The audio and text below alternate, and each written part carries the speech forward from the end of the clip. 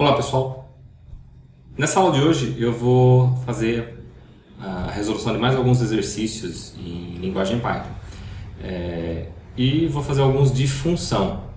Tá? Então eu separei aqui alguns exercícios, né? Vou começar com esse aqui, que ele quer que a gente faça uma função que vai receber um número inteiro, tá, como parâmetro, e calcular o resultado dessa série aqui. Então 2 dividido por 4, mais 5 sobre 5, mais 10 sobre 6. E cada termo dessa série é definido por essa fração aqui. Então, n ao quadrado mais 1 dividido por n mais 3. Então, se eu pego n valendo 1, então 1 mais 1, 2, 1 mais 3, 4. Perfeito. 2 ao quadrado mais 1, 5, 2 mais 3, 5. Tá? Então, para calcular essa série, eu vou variar de 1 até n, tá? E aplicar isso daqui para cada um desses valores. Perfeito? Então, como é que você ficaria a resolução disso aqui? Então, aqui, def, função, receber um valor n. Se o meu n for menor ou igual a zero, eu posso retornar zero já. Tá? Então, tipo, um n negativo ou n igual a zero, a soma da série vai ser zero. Começa aqui minha soma com zero. Para um nzinho aqui, no meu range, de 1 até n mais 1. Lembrando que o range, ele para sempre no penúltimo. Né? Então, se eu colocar n aqui, ele calcularia até n menos 1. Então, n mais 1 para ele de 1 até n. E aí, soma recebe mais igual. Então, soma recebe soma mais o resultado da minha fração aqui. N vezes n mais 1 dividido por n mais 3. Onde eu estou usando o n minúsculo aqui. Ou seja, ele vai variar de 1 até o n grande.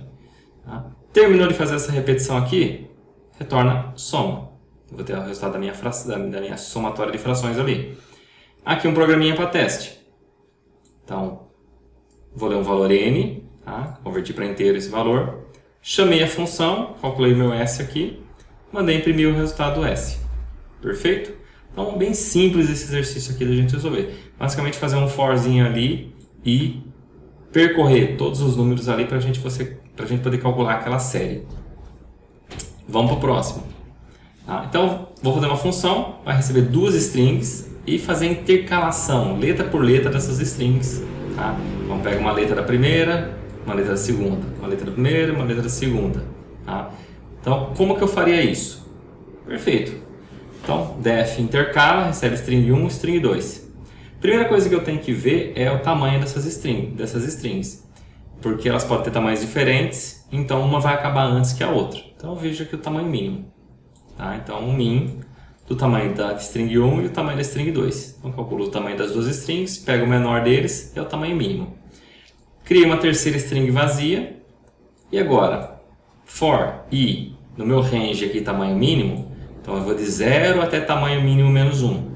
Eu vou copiando para dentro dessa nova string, então a string vai receber mais igual. Ou seja, ela mais um caractere da string 1, um caractere da string 2.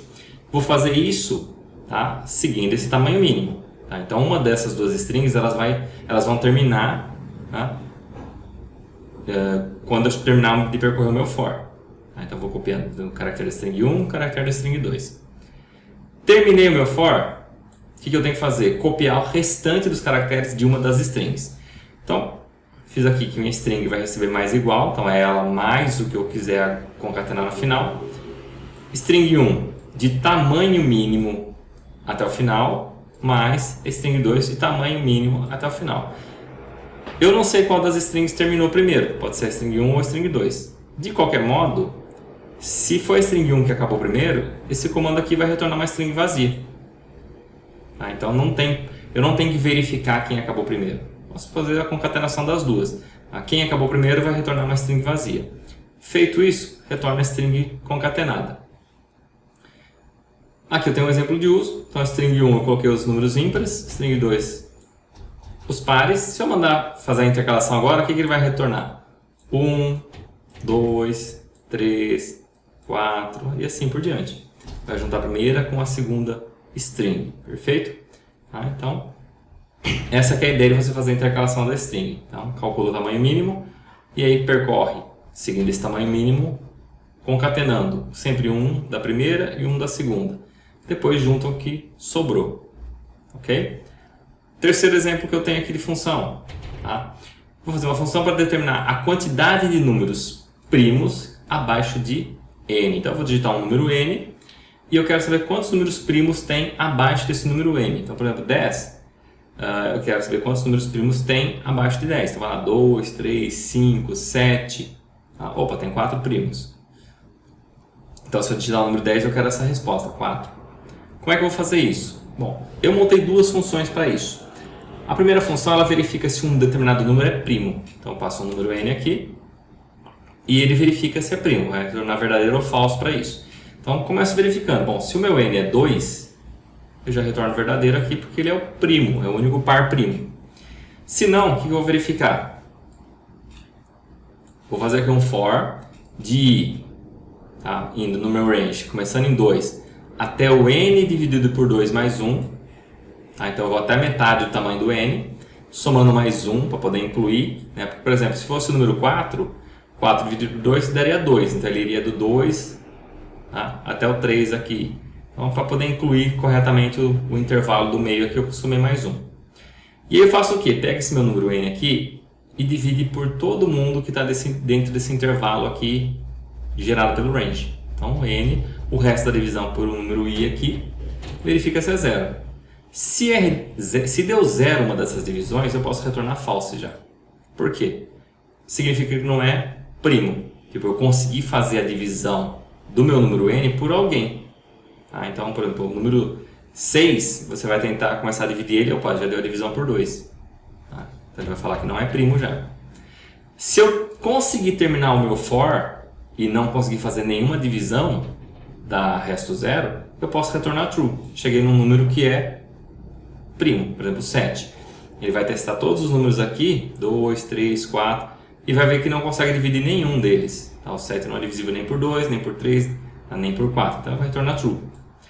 Perfeito, então isso aqui me dá se um número é primo. Agora tem que contar os primos. Então fiz uma nova função aqui, conta primos, recebe o meu n, quantidade igual a 0, meu for indo aqui no range de 2 até n, então o n não é incluso, então vai de 2 até o n menos 1, e eu verifico, bom, esse número é primo?